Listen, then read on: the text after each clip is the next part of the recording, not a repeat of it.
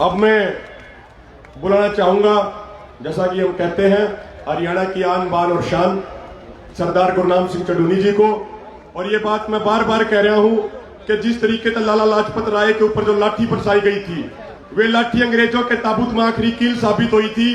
तो ठीक उसी तरीके से 10 सितंबर को जो पीपली की रैली में सरदार गुरनाम सिंह चढ़ूनी के ऊपर लाठी बरसाई गई थी, वे एक एक लाठी भारतीय जनता पार्टी की सरकार के ताबूत में आखिरी कील साबित होंगी। जोरदार नारे लगा के एक बार उनका सम्माननीय आज की माननीय श्री दलबीर सिंह जी खरब, माननीय श्री जगदीश तपा प्रधान, माननीय श्री पृथ्वी सिंह जी, माननीय श्री रामचंद्र तपा प्रधान बास, श्री कृष्ण तपा प्रधान नारनौंद, माननीय श्री धर्मपाल जी, प्रवक्ता सतरौल खाप, युवा शक्ति सतरौल खाप, जिन्होंने ये प्रोग्राम करवाया, अति धन्यवाद दिए। बहुत अच्छा प्रोग्राम करवाया है। आज की सभा के अध्यक्ष हैं माननीय श्री रामनिवास लोहान जी, श्री अभिमन्यु पहाड़ जी जो आपके सामने भी बोल रहे थे, बहुत अच्छे प्रवक्ता हैं, श्री विकास शिस्तर जी, श्री रवि आजाद जी, माननीय श्री सुरेश द्रविड़ जी जो दलित नेता हैं, आपके सामने बोल के गए हैं, माननीय श्री सोमवीर सागवान जी, श्री रघुवीर वकील जी, माननीय श्री रामावतार तायल जी जो प्रदेश व्यापार मंडल के प्रधान हैं, श्री मनोज राठी जी, श्री सतीश चेयरमैन जी पुठी, अक्षय नरवाल जी, श्री पूर्व एमएलए हैं रामभग शर्मा जी, रामावतार जी हैं, माननीय मनोज राठी जी, माननीय श्री राम के सरपंच माजरा से, माननीय श्री रामफल जी राठी 24वीं बहन के प्रधान हैं, सतरौल खाप प्रधान श्री रामनिवास लोहान जी, दलबीर खरब जी, रामेर महिला जी भी बोलते हैं, कुछ और भी बोलते हैं, रांडा भी तो बोलते हैं। अच्छा वो दूसरा है, मैं तो आपको ही ला बैठा था यार। श्री फूल कुमार पेटवाड़ जी, श्री पवन रापड़िया जी, श्री दीपक माजरा जी जो जिनके संघर्ष में चोट आई है टांग पे, श्री करम सिंह जी मोर जो सबसे पुराने किसान यूनियन के इस इलाके के कार्यकर्ता हैं, मेरे साथ है सत्यावान दनौदा जी, सुकरमपाल धाना जी, संदीप टोपरा जी, नरेंद्र जी और बलवान सुंडा जी हैं जो काफी किसान यूनियन के लिए काम कर रहे हैं। सभी मंच पे बैठे अन्य मेरे भाइयों बुजुर्गों, हमारे सामने बैठे हमारे भाइयों बुजुर्गों, हमारे बच्चों, हमारी माताएं बहनें, हमारे गाने वाले भाई, हमारे मीडिया वाले भाई, साथियों, हम क्यों लड़ें, हमारा क्या छीन गया है और हमें क्या चाहिए। हमारी लड़ाई अपना हक मांगने की है कि किसी का अधिकार छीनने की है। इस पे थोड़ा सा हमें विचार कर लेना चाहिए। और थोड़ा सा मैं आपके सामने बताना चाहूंगा कि हमें हमारे पास रास्ता क्या है बिना लड़े। देश की आजादी में सबसे ज्यादा योगदान आपका रहा, सबसे ज्यादा कुर्बानियां आप लोगों ने दी, चाहे वो जेल काटने की कुर्बानियां हो, चाहे वो शहीद होने की कुर्बानियां हो, या किसान वर्ग और या मजदूर वर्ग है। देश की लड़ाई में एक भी किसी पूंजीपति का, एक भी किसी अरबपति का बेटा शहीद नहीं हुआ। देश आजाद हुआ तब उत्तम खेती थी, उत्तम खेती, सबसे बढ़िया धंधा खेती। जब देश आजाद हुआ तब देसी भाषा में आपको समझा दूं, जो खेती से आमदन थी वो 100 रुपए में 60 रुपए थी, और आज जो खेती में आमदन है वो 100 रुपए में 10 रुपए है। आमदन 6 गुना आपकी घट गई। और अभी यहां बस नहीं है, अभी जो नई नीतियां आ रही हैं उसमें खेती की आमदन 100 रुपए में 6 रुपए रहेगी। यानी पूरे देश के खेती करने वालों के पास 100 रुपए अगर देश के पास हैं, तो आपके पास 1947 में 100 रुपए में 60 रुपए थे, और आज आपके पास 100 रुपए में 10 रुपए हैं, और ये कानून लागू होने से 100 रुपए में 6 रुपए रहेंगे आपके पास। साथियों, देश आजाद आपने कराया, देश की सीमा आपने संभाली। और एक आंकड़ा दे दूं, जब पहला न्यूनतम समर्थन मूल्य तय हुआ 1967 में, उस वक्त से अगर आंकड़े देखें आज तक हमारे सामने हैं, हम सोना खरीदते हैं, सोना पूरी अर्थव्यवस्था की धुरी है। अगर 1970 से भी हिसाब लगाएं, 1970 में 1 तोला सोना 2.5 क्विंटल गेहूं का था, और आज 1 तोला सोना 25 क्विंटल गेहूं का है। अगर हमें बाजार के बराबर रखना है तो आज भी 2.5 क्विंटल गेहूं का 1 तोला सोना आना चाहिए। और अगर आज 2.5 क्विंटल गेहूं का 1 तोला सोना आए तो फिर हम बाजार के लेवल पे पहुंच जाएंगे। ये आपकी लुटाई के आंकड़े दे रहा हूं, आपका ग्राफ नीचे जाने के आंकड़े दे रहा हूं। जिन लोगों का देश की आजादी में कोई याद नहीं रहा, जिन लोगों का, ये जो आरएसएस वाले आज कहते हैं ना, बीजेपी वाले आज कहते हैं ना, ठेकेदार बनते हैं आज तिरंगे के ये लोग, इन्होंने देश की आजादी में कोई योगदान इनका नहीं था। 1% योगदान आरएसएस का नहीं था। आज जो हमें ये तिरंगे का पाठ पढ़ा रहे हैं ना साथियों, इस 60 साल तक आरएसएस वालों ने अपने दफ्तर के ऊपर तिरंगा नहीं लगाया। हमारी हजारों बेटों की लाशें तिरंगे में लिपट के आती हैं, और ये हमें तिरंगे का पाठ पढ़ा रहे हैं। 26 तारीख को दंगे करवाने लगे थे ये लोग, 40 लोगों में पर्चा दर्ज हुआ, करनाल पे दंगे करवाने के बट्टे मारने शुरू कर दिए थे इन्होंने। साथियों, आज हमारी लड़ाई अपना रोजगार बचाने की है। आज हमारी लड़ाई अपनी खेती बचाने की है। पिछले 20 साल के अंदर 3.5 लाख से 4 लाख के बीच किसान केवल 7.5 लाख करोड़ का कर्जा है। अगर एग्रो इंडस्ट्री का कर्जा अलग कर दें पूरे देश के किसानों में, और इतने कर्जे में 20 साल में 3.5 से 4 लाख किसान आत्महत्या करके मजबूर कर दिया। उनको बैंक वालों ने किसी के फोटो लगा दिए, किसी का जमीन की कुर्की कर दी, और किसी को मुकदमा कर दिया। और अभी तक जिस दिन का देश आजाद हुआ, आज तक एक भी पूंजीपति ने 10,000 20,000 करोड़ के कर्जे में एक भी पूंजीपति ने आत्महत्या करी हो तो बता दो।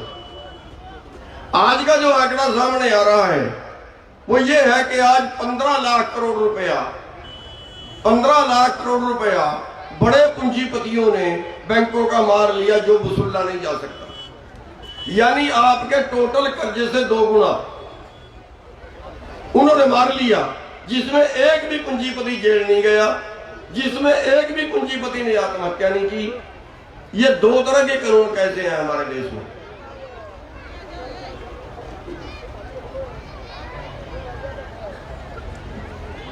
आज एक आदमी की आमदन 90 करोड़ प्रति घंटे की है। पूरे साल की गिन दी जाए, मैं आजाद देश की बात कर रहा हूं, क्या फायदा हुआ आजाद कराए का? किस लिए आजाद कराया था? पूंजीपतियों के लिए क्या? आज एक अंबानी की आमदन अकेले की 1 घंटे की 90 करोड़ है, यानी साल की इतनी है जितना सारे देश के किसानों पे कर्जा, इतनी एक आदमी की है। और वही आदमी इतनी आमदन के बाद वही आदमी बैंकों का डिफॉल्टर है। उसी आदमी ने बैंकों का पैसा मार लिया। ये हो क्या रहा है देश में?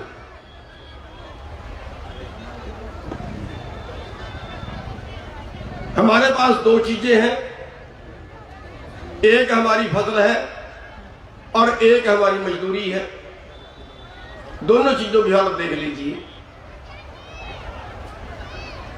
आज हमारी 23 फसलों का एमएसपी मिलता, सैकड़ों फसलें बाकी का नहीं मिलता। 23 फसलों का एमएसपी तय होता है, खरीदी नहीं जाती। अगर 23 फसलें खरीदी जाएं तो हमारी बढ़ती है 17 लाख करोड़ की, और आज जो बिकती है वो बिक रही है करीब करीब 13 लाख करोड़ की। यानी जो हमें 4 लाख करोड़ के करीब करीब पर साल नुकसान हो रहा है। और यही रिपोर्ट है जो 17-18 में आई है कि पिछले 15 साल के अंदर 45 लाख करोड़ रुपया हमें न्यूनतम से कम मिला है। आत्महत्या कर्जे में इसलिए करनी पड़ रही है कि हमारे पास कर्जा उतारने की आमदन नहीं बची। आज हमारा देश भुखमरी में 102वें स्थान पे है। 107 देशों में 102वां स्थान हमारे देश का है।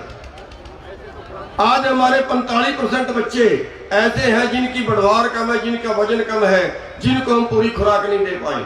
ये देश का आंकड़ा बोल रहा है। साथियों भी यहां सब्र नहीं है। अभी जो 3 काले कानून और बना दिए गए, इनमें पूरे देश का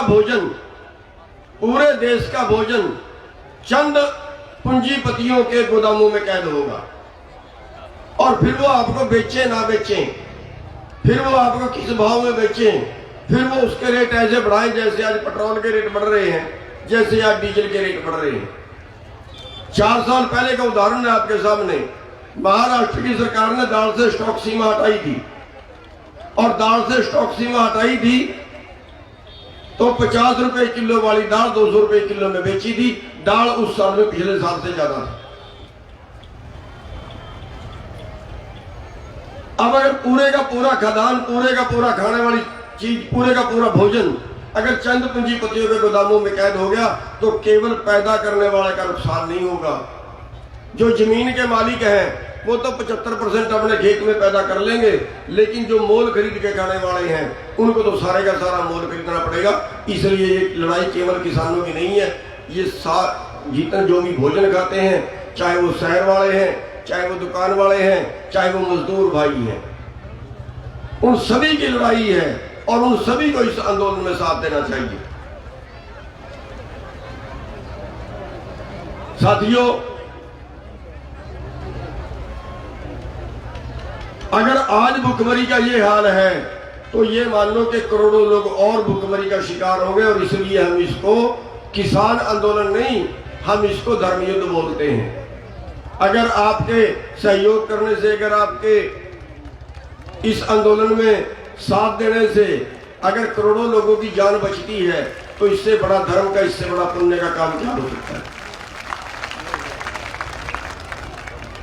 आज इसमें हर वर्ग को साथ देने की जरूरत है, चाहे वो मजदूर है, चाहे वो दुकान वाले हैं, चाहे वो कोई भाई भी है, सबको इस आंदोलन में दे भी रहे हैं। लेकिन थोड़ा सा हमारे में गैप है कि हम मजदूर भाइयों के पास, हम दलित भाइयों के पास जा नहीं रहे हैं। इसलिए मैं आपसे ये भी अनुरोध करना चाहूंगा कि एक तो हमारे जो गांव वाले भाई हैं वो कमेटियां बनाए अपने हर गांव में, और कमेटियां बना के और पंचायत करके उन दलित भाइयों के पास भी जाके पंचायत करें, उनको भी साथ में जोड़ें। वो जुड़ेंगे, जरूर जुड़ेंगे। दलित भाई जुड़ना चाहते हैं लेकिन हम उनके पास जा नहीं रहे, उनको जोड़ नहीं रहे, वो जुड़ने के लिए तैयार हैं। साथियों, ये लड़ाई जनता वर्सेस कारपोरेट की होकर रह गई है। एक पासे पूरी जनता है और दूसरे पासे चंद घराने हैं। और जहां आपने देश को आजाद कराया था और संविधान में लिखा गया था कि लोगों का राज लोगों के द्वारा लोगों के लिए है, आज वो राज पूंजीपतियों का और पूंजीपतियों के द्वारा और पूंजीपतियों के लिए राज बन गया है। आज देश के आधे से ज्यादा एमपी, आधे से ज्यादा राज्यसभा के मेंबर करोड़पति हैं, अरबपति हैं, पार्टी को चंदा दिया और राज्यसभा के मेंबर बन गए। जब राज्यसभा के मेंबर ही वो बन गए, जब लोकसभा में पैसे वाले चले गए, तो फिर राज किसका होगा? राज वोट से नहीं बनता, पैसे से बनता है। क्योंकि वोट तो जो हमारी है ना, वो तो हम जाति के आधार पे, धर्म के आधार पे वहां जाके वोट देते हैं। हमने कभी तरक्की के नाम पे, हमने कभी खेती के नाम पे, कभी किसान बन के तो वोट दी नहीं, कभी मजदूर बन के वोट नहीं दी। वोट हम देते हैं धर्म के नाम पे, जाति के नाम पे, और जो ज्यादा पैसा खर्चता है वो जीतता है, और फिर देश में ऐसे ही कानून बनेंगे। तो साथियों, मेरे को थोड़ा आगे भी जाना, इसलिए मैं बात को ज्यादा लंबी नहीं करूंगा। बस 2, 3, 4 आपसे हिदायतें देनी चाहेंगे, उन पे अगर आप अमल करोगे तो ये इस आंदोलन को ताकत मिलेगी। और उसमें मैं एक बेनती ये करना चाहूंगा कि हमने ये आंदोलन शांति का जरूर रखना है, जरूर शांति से लड़ना है, लेकिन निरा माड़ा फेरे से भी काम नहीं चलता। कुछ ना कुछ तो हिलना पड़ेगा, और कुछ ना कुछ हिलने के लिए हमारा पुलिस से झगड़ा नहीं है। हम कहीं जाएं, पुलिस रोके, पुलिस लाठी मारे, हमने हाथ नहीं उठाना। अधिकारियों से हमारा झगड़ा नहीं है, लेकिन हमारे ये जो कानून बनाए हैं, ये किसने बनाए? ये कानून हमारे नेताओं ने बनाए, हमारे बीजेपी वालों ने बनाए। अगर ये बीजेपी वाले, ये जेजेपी वाले कहीं आपके गांव में आए, कहीं सभा करें, कहीं कोई और प्रोग्राम करें, भाई इनकी तसल्ली कर लेना। पुलिस से हमने नहीं झगड़ना, लेकिन इनको कोई प्रोग्राम नहीं करने देना हमने। इन्होंने करनाल के अंदर सभा करनी चाहिए थी, 700 पंचायतें करनी चाहिए थी हरियाणा के अंदर, पूरे देश के अंदर। किसान आंदोलन को तोड़ने के लिए 700 पंचायतें करनी चाहिए थी। सबसे पहली पंचायत हरियाणा के अंदर रखी थी किसान पंचायत के नाम से, और मैं धन्यवाद देना चाहूंगा वहां के लोगों को। 2 बार हमने खट्टर साहब के पास मैसेज भेजा, खट्टर साहब यहाँ पंचायत मत करिए, आकड़ के बोले जरूर करूंगा। 2 बार मैसेज दिया, और आखिरकार हमने ये कहना पड़ा कि आजा फिर देखी जाएगी जो होगा। और जब उसका हेलीकॉप्टर नीचे उतरने लगा और हमारे लोग उसके नीचे घुस गए, तो वापस उड़ा के ले गया, और जाते ही ऑर्डर दिया कि अब हरियाणा में पंचायत नहीं करेंगे, और बयान दिया कि इसके पीछे गुरनाम सिंह का हाथ है। मैंने कहा पीछे नहीं, मेरा तो आगे हाथ है।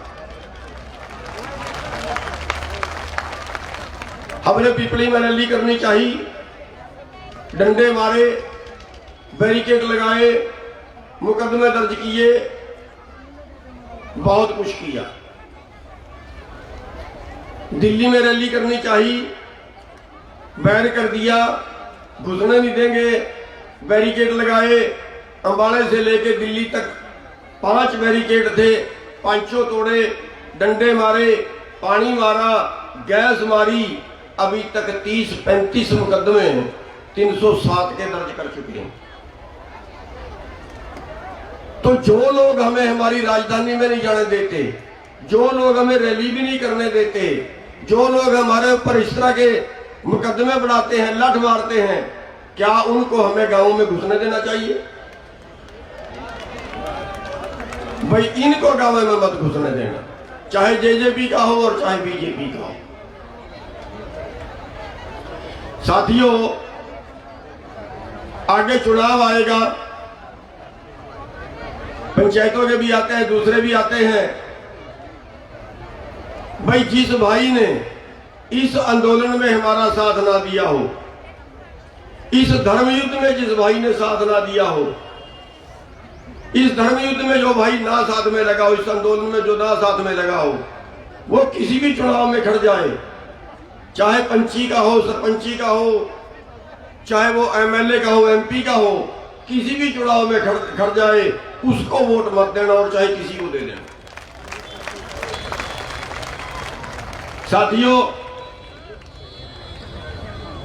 इस सरकार ने बहुत क्रूरता शुरू कर दी है। जो कर्मचारी हमारे पक्ष में बोलता है उसको सस्पेंड कर दिया जाता है। एक फौजी हमारे पक्ष में बोला, आंदोलन के पक्ष में बोला, उसको मिलिट्री वाले अधिकारियों ने आके परेशान किया। कई जगह बिजली के छापे शुरू कर दिए।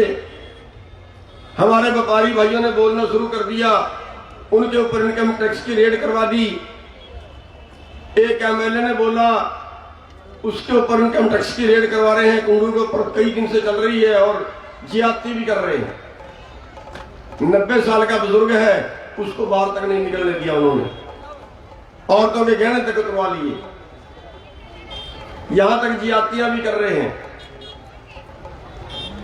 इस आंदोलन को हर तरह से प्रताड़ित करने की, हर तरह से दबाने की कोशिश कर रहे हैं।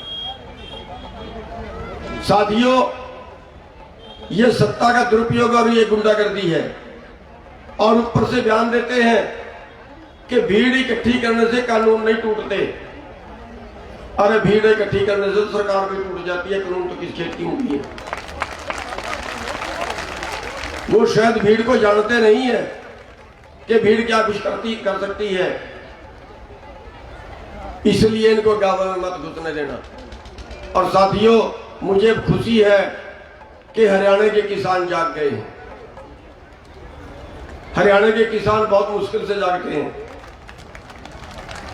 ठंडे दिमाग के हैं, बहुत मुश्किल से जागते हैं, लेकिन जब जाग जाए ना, फिर सोते उससे भी ज्यादा मुश्किल से हैं।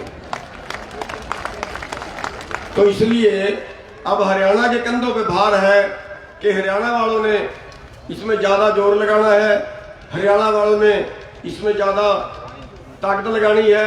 और मैं धन्यवाद भी करना चाहूंगा कि आज हरियाणा के भाई भी, हरियाणा की बहनें भी आज नंबर 1 के इस आंदोलन में सहयोग कर रहे हैं। और साथियों, इस आंदोलन में ऐसा तो सोचने की जरूरत ही नहीं है कि आंदोलन जीतेंगे नहीं। देखिए, एक राजा के ऊपर किसी ने चढ़ाई कर दी, उस राजा ने कुल देवता को मनाया कि जीत का आशीर्वाद दे। कुल देवता ने कहा कि एक कुर्बानी, एक बलि की जरूरत है, एक बलि आपका कोई नागरिक दे दे तो फिर मैं आशीर्वाद दूंगा। तो एक 80 साल का बुजुर्ग खड़ा हुआ, उसने कहा मेरी बलि ले लो, खाक मार लिया। तो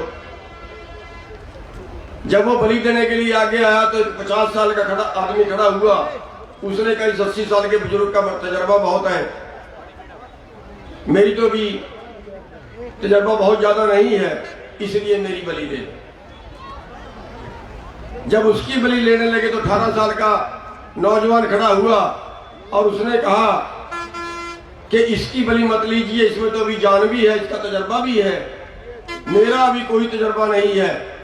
आंदोलन में ताकत की और लड़ाई में ताकत के और तजर्बे की दोनों चीजों की जरूरत होती है, मेरा अभी कोई तजर्बा नहीं है, मेरी बलि ले लीजिए। साथियों, उस कुल देवता ने आशीर्वाद दिया।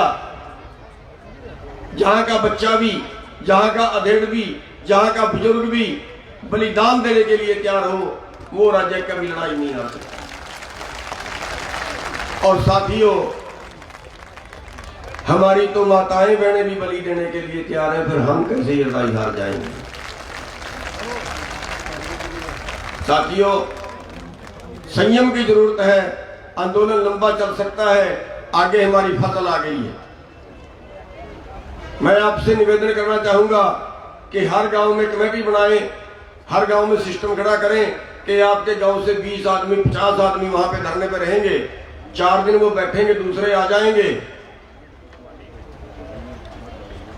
अगले चले जाएंगे, पहले वाले आ जाएंगे। ऐसा रोटेशन आप बना लें और जो पीछे काम है वो पूरा गांव मिलके उनका काम संभाले, क्योंकि साड़ी के दिन है, इनमें आंदोलन चलाना रोटेशन से चलेगा, संयम से चलेगा। और साथियों, बाबा रामदेव है, अंबानी है, अडानी है, पहले तो दो ही थे बाबा रामदेव, तो अब चेला बनाने का, चाहे लाला रामदेव कह लो, लाला जी भी कह सकते हैं तो उसको। पहले तो बड़ी तारीफ किया करता था मोदी की, वो डिप्पर सी मार मार के बोलता था कि पेट्रोल पानी 35 रुपए ठीक है कि 55 रुपए ठीक है। अब खा गए देश को लूट के, आज देश के 5वें नंबर का अमीर है। साथियों, ये कारपोरेट वाले हमें बर्बाद कर रहे हैं, ये मोदी के चेले हैं। अंबानी का, अडानी का और बाबा रामदेव का सामान का बहिष्कार करना है, बाकी किसी का खरीदना, इनके सामान का बहिष्कार करना है हमें। साथियों, एक मैं और बेनती करना चाहूंगा कि हमें अपने भाईचारे को बढ़ाना है। सरकार हमें जाति के नाम पे और धर्म के नाम पे बांट के और इलाकों के नाम पे बांट के हमारे पर राजनीति कर रही है। हमें इस आंदोलन से और कुछ मिला हो ना मिला हो, लेकिन हमारा भाईचारा तो बढ़ गया। इन्होंने तो 1+1 वर्सेस 35 कर दिए थे, आज हम सारे एक जगह पे बैठे हैं। इन्होंने सिख और हिंदुओं को बांटना चाहा, इन्होंने मुसलमानों और हिंदुओं को बांटना चाहा, आज हम सारे एक जगह बैठे हैं। आज हमें जरूरत है जो लुट रहे हैं वो एक तरफ खड़े हो जाएं, और उनमें हमारे दलित भाई भी शामिल हैं, हमारे किसान भाई, हमारी दूसरी कौमें भी शामिल हैं। हमें आपस में भाईचारा बनाना है, और उस भाईचारे के लिए हमारे दलित भाई भी पंचायतें करवा रहे हैं, हमारे दलित भाई भी समर्थन कर रहे हैं। और इस कौम के 2 नेता हैं जिन्होंने इनकी लड़ाई लड़ी, एक बाबा साहेब अम्बेडकर और दूसरा था छोटूराम। इन्होंने गरीबों की, इन्होंने मजलूमों की लड़ाई लड़ी है, ये कारपोरेट के विरुद्ध रहे हैं। आज भी हमें दोनों को इकट्ठे होने की जरूरत है, सद्भावना बढ़ाने की जरूरत है। हम बेनती करेंगे कि जितने हमारे मजदूर भाई हैं, हमारे दलित भाई हैं, वो दलित भाई अपने अपने घरों में सर छोटूराम की फोटो लगाएं, और जितने हमारे स्वर्ण भाई हैं, हमारे जाट हैं, पंडित हैं, राजपूत हैं, जितने भी हमारे दूसरी कौमें हैं, वो अपने अपने घरों में बाबा अंबेडकर साहब की फोटो लगाएं। साथियों, ये इस सरकार के मुंह पे तमाचा होगा। साथियों, आज इस लड़ाई को आखिरी पड़ाव तक ले जाने की जरूरत है। उसके लिए हमें संयम से लड़ना होगा, और वरना अभी इन कानूनों से खेती बिजनेस कारपोरेट को जाएगा। खेती कानून नहीं है, खेती व्यापार कानून है, और इसके अगले पड़ाव में आपकी खेती कारपोरेट को जाएगी, ये बता देता हूं। आ गई है स्कीम, क्यों? क्योंकि हमारी सरकार WTO में शामिल हो गई है। अब आपने अमेरिका का मुकाबला करना है, अब आपने वर्ल्ड मार्केट का मुकाबला करना है। आपको वर्ल्ड मार्केट के हिसाब से भाव मिलेंगे, जो अमेरिका में भाव होगा वही आपका भाव होगा। और अमेरिका, आपके पास 2 एकड़ 5 एकड़ जमीन है, अमेरिका के पास 5,000 10,000 एकड़ का किसान है, एक किसान। अब उनका मुकाबला करने के लिए जो अगली रणनीति है सरकार की, वो यहाँ कारपोरेट खेती करेगा। 1000 एकड़ के 2,000 5,000 एकड़ के प्लाट बनेंगे, और आप जो है वो रोजगार आपसे छिन जाएगा। आप हरियाणा और पंजाब से भी MSP बंद करने का रिपोर्ट आ गई है। शांता कुमार कमेटी ने रिपोर्ट दे दी है कि हरियाणा और पंजाब से भी न्यूनतम समर्थन मूल्य बंद कर दिया जाए। बाकी देश में तो पहले ही नहीं मिलता। और अगर आपको 1500 रुपए में गेहूं बेचनी पड़ी, अगर आपको 1100 रुपए में मक्का बेचना पड़ा, अगर आपको 1100 रुपए में धान बेचनी पड़ी, तो फिर आप जमीन बेचने को मजबूर होंगे, सारी कारपोरेट खरीदेगा, हजारों एकड़ के प्लाट बनेंगे, वो खेती करेंगे। अब ये सोचना आपने है कि हमने इस लड़ाई को किस तरीके से लड़ना है। हम ना पार्टियों के बहकावे में आना, ना ये कोई पार्टी का मंच है, ना कोई राजनीतिक मंच है। जितने लोग बीच में लड़ रहे हैं सारे वो ईमानदारी से, चाहे हमारे 100 संगठन है, हमारे 200 संगठन है, जितने भी हैं, कोई छोटा है कोई बड़ा है, बड़ी ईमानदारी से लड़ रहे हैं। और आपसे हम बस इतना सा अनुरोध करेंगे कि आपका खातों का सिस्टम बहुत अच्छा है।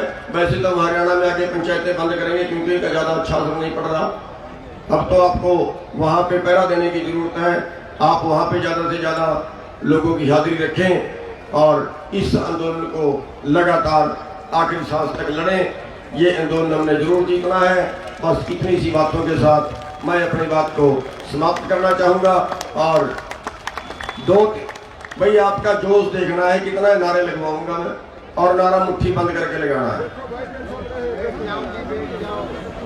किसान एकता जिंदाबाद, किसान मजदूर एकता जिंदाबाद, लड़ेंगे जीतेंगे, लड़ेंगे